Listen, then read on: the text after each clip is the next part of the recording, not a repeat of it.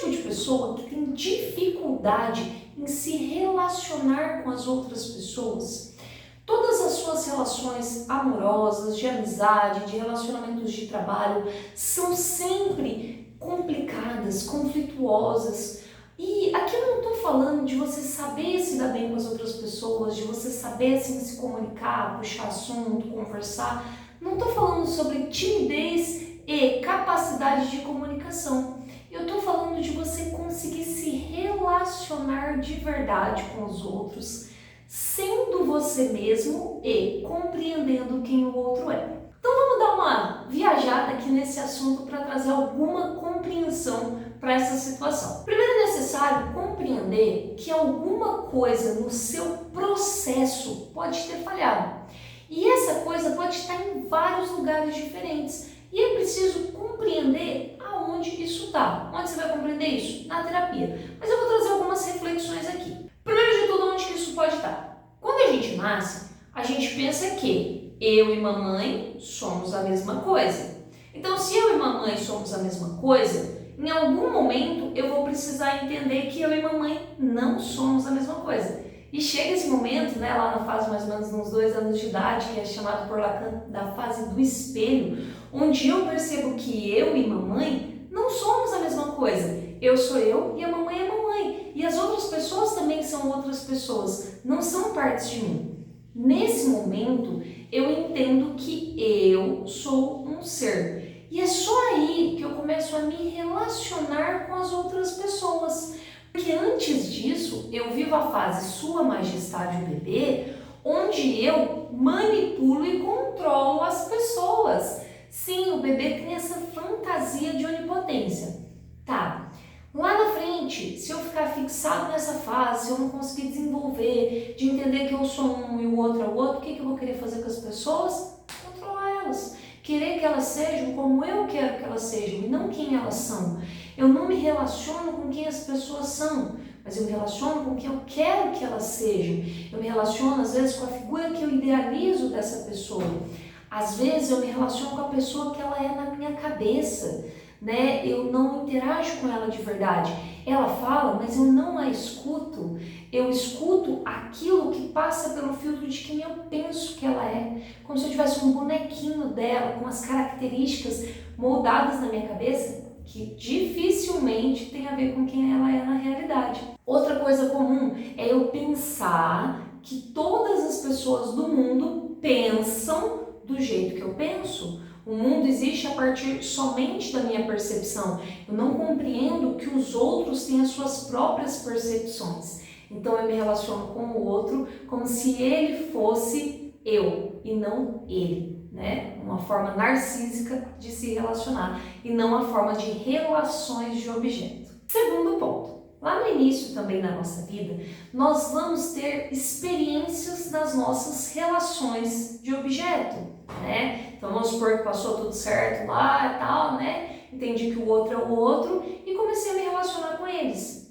E aí eles vão me dar coisas que eu vou introjetar dentro de mim. Agora vamos imaginar de um jeito assim mais lúdico.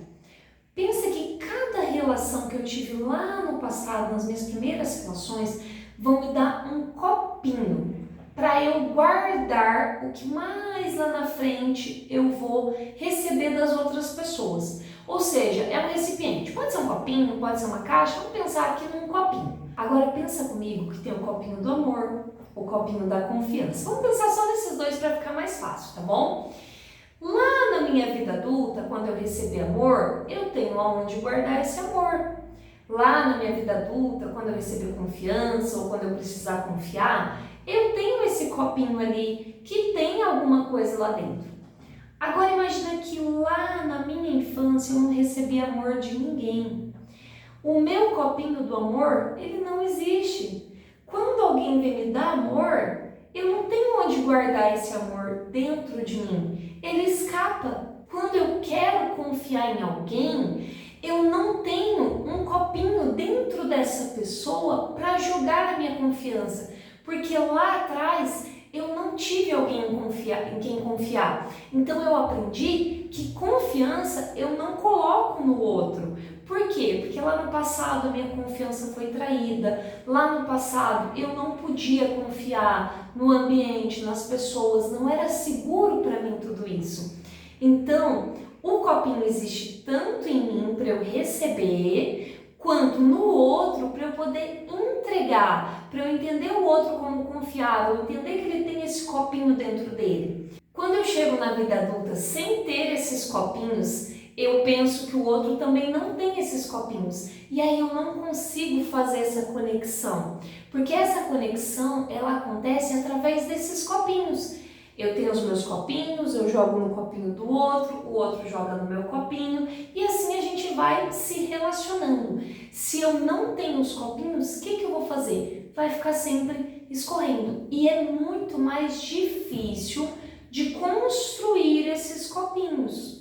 Aí eu preciso compreender que lá no passado eles não foram construídos, que por isso que no presente eu não consigo construir, porque daí também eu tenho barreiras que me impedem de construir, porque não teve no passado, penso que nunca haverá, não acredito que acontece, enfim, várias questões relacionadas a isso. Terceiro ponto, às vezes tudo aconteceu, show, ok, lá na minha infância, preparou o terreno, eu tenho os copinhos, eu me relaciono com quem as pessoas são, mas as minhas relações da minha vida adulta, da minha adolescência, elas foram relações totalmente frustrantes que desconstruíram tudo aquilo que foi construído no passado, me machucaram, me causaram o quê?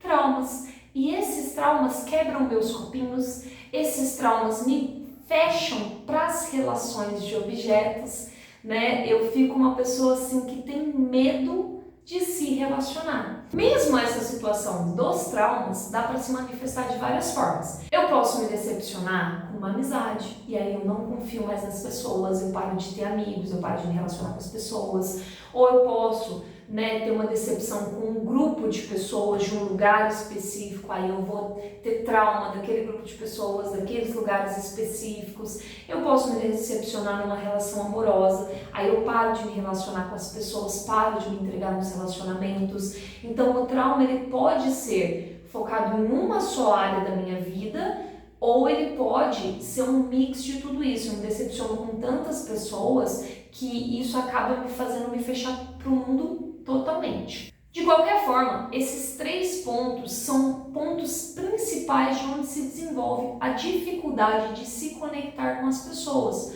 O tempo do trauma também pode acontecer lá no passado. Eu posso me decepcionar com as pessoas na minha infância, na minha adolescência, na minha fase adulta. Eu posso ter o desenvolvimento travado em qualquer momento da vida pelo trauma. Eu posso sofrer um choque tão grande que me modifica, me transforma. E nesses choques nós precisamos fazer uma terapia, compreender tudo que sentiu, compreender o que passou, para reconstruir a minha capacidade de me relacionar com as pessoas. Porque até mesmo um luto, uma pessoa que se foi, que você amava, pode gerar um trauma nessa proporção de você não querer se relacionar com as pessoas. Se você gostou desse vídeo, curte, comenta, compartilha com alguém que pode gostar dessa informação também, se fez sentido para você. Se você tem alguma dúvida, também deixa a tua pergunta que eu vou ter o prazer de te responder.